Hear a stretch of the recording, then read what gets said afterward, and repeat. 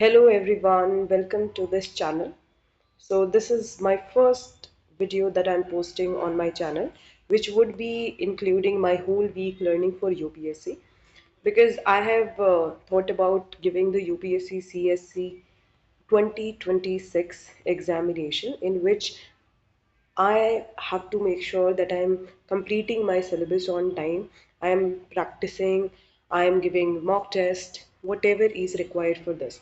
So this video that I'm making is for myself to be able to record my journey of what I am doing in these days, how I am studying, do I think I can clear this examination or not? Do I have confidence? I am I consistent towards it?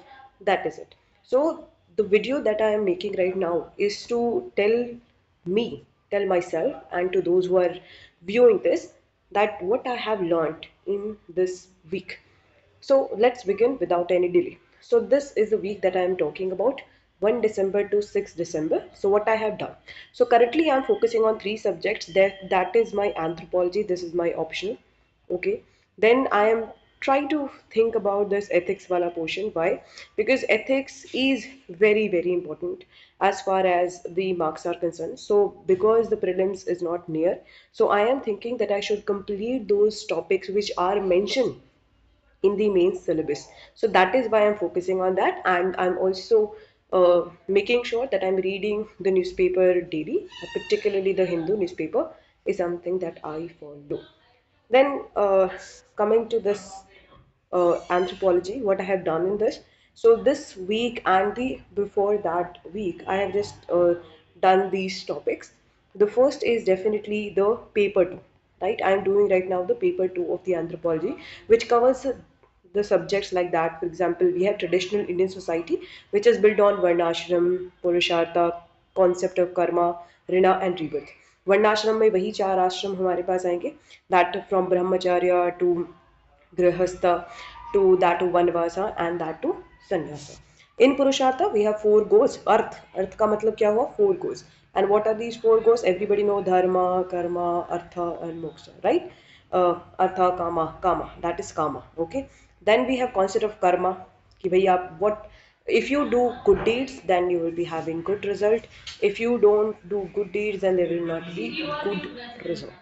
Then we have Rina and rebirth. Rina means that you have to pay to those who have contributed to your life. It is just an obligation. And Rina is something that you pay when you are in the stage of Grihastha. Because Grihastha is a period where you focus on the Dharma, Artha, and Kama, which I am talking about for the Purushartha. Right? And what I am talking about, Rina is Dev Rin, Guru Rin, Pit Rin, Atithi Rin, right? And then we have cycle of rebirth. Then moving on to the next topic that I've studied was of caste system.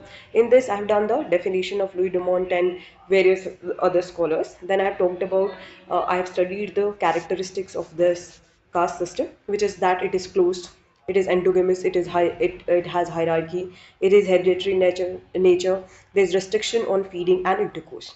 Then there are certain scholars which I have read and made the notes of these in a very, very short format, because they are not directly related to it. However, when I say paper 2 is very application oriented, right? It is very application oriented. So that is why I'm just thought of like reading them. Okay. So we have Louis Dumont, G.S. Ghure, H.S. Risley, who gave the ratio theory of caste, S.V. Ketkar, Harold Gold, G.S. Ghure approach, that is of Indologist approach, attributionist approach, right? M.N. Srinivas is very important scholar for us, who has introduced the concept of dominant caste, westernization and modernization, solidarity of two types, vertical and horizontal, and Sanskritization, where the lower caste imitate the practice of upper caste, whether in terms of the values, whether in terms of the norms, everything. Then we understand this name altogether. We have studied in the GS1 society में हमने पढ़ा होगा Rajni Kothari, who gave the concept of the politicization of caste, that how you say that is it a static concept. So we also understand the M.N. Srinivas concept of book view and field view. Book view and field view. So usually field view is something that you look at the caste in reality. In reality, how does it exist, right? And book view is that caste is rigid, but it is not. Indologist says that caste is rigid, but do we think it is? No, because dominant caste concept is existing because The caste is dynamic, right? Westernization, modernization has an impact on caste. Solidarity, we talk about vertical solidarity and horizontal solidarity. In vertical solidarity, that means there is a solidarity between lower caste and the upper caste, right? Horizontal means that, for example, we have lower caste, and these lower caste people among themselves, when they have solidarity, that is horizontal. Upper caste, that is horizontal. We have sanskritization, we have already talked about that. Okay. उसके अलावा जो इसका opposite जो principle होगा, that will be desanskritization, right? It is happening because of the different government policies like that of a reservation. That is why, right? Then we have Andre Bete, who have done the Sri Puram study. We have William Rao की study, है ना, जो आपके पास है Nunia cast के ऊपर, who study about, if I correctly talk about this, Nuniya caste. And we had W. Weiser, जिन्होंने जजमानी system के बारे में बात किया. And this जजमानी system we are talking about, so this has a caste relation, right? So we have jajmani system, there is a jajman and there is a client, right? That is, this is a patron and this is a client. So patron client relationship that exists. Okay. Then after that, I've studied the certain theories of the origin of caste. We have divine origin theory, कि भाई divine origin theory, that what you have to understand, कि भाई यहाँ से ब्राह्मण आपके दिमाग से I would say brain, and then arm से Kshatriyas, and then your thighs to Vaishyas, and then your feet is Shudras, right? So this kind of a divine origin theory, of course, it has a criticism to it that it cannot be proven scientifically. We have occupational theory also, which was given by Nesfield, that there was an occupation, right? For example, that because you are specialized in certain occupations, so you form a guild, and this guild was very specialized. That's why what they started doing is that they started practicing endogamy. And when I say endogamy, this is itself is a very important characteristic of caste, and that is why I would say that that resulted into the caste, right? Aryan invasion theory, Aryans invaded, and that is it, subordinating the non-Aryans. And then racial theory of caste, which was given by the Risley. Then we have multifactorial theory, which accounts that caste cannot be explained by a single concept or a single phenomena. It has various factors which are responsible for it. So most of these proponents of these are Hutton and Dubey, right? Then we have the Brahmanical theory of the Abhidavois. That's the same kind of thing. Merit somebody baat karni hai uski, like it ensures that there's a harmonious division of labor. There's easy in finding the partner for marriage, so etc., right? You can write down the merits for it from the chat GPT or from whatever the apps you used, and the whatever the kind of papers that you see on newspaper, you can see, right? So बहुत सारी चीज़ें हैं. अच्छा, तो demerit में भी इसका है कि यार जब we have this idea of the rigid caste system, so do you think that there is endogamy present here? Yes, there is endogamy, right? There is a caste endogamy. You can marry within the caste, so intercaste marriage is not allowed, so that is a demerit. So that is why अगर हम survey बात करते हैं तो 5% ही intercaste marriage है, उसके अलावा नहीं है. And then we have conclusion that we made, right? Then I went on to study this other concepts also, dominant caste concept, right? Rampurva village was studied by M.N. Srinivas, which talks about that there are certain castes which are numerically very high.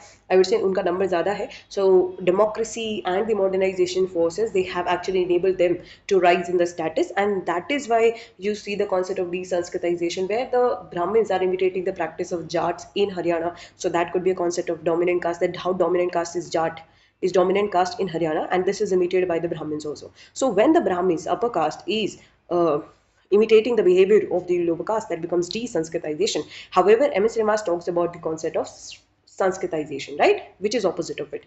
We have tribe caste continuum of F.G. Bailey.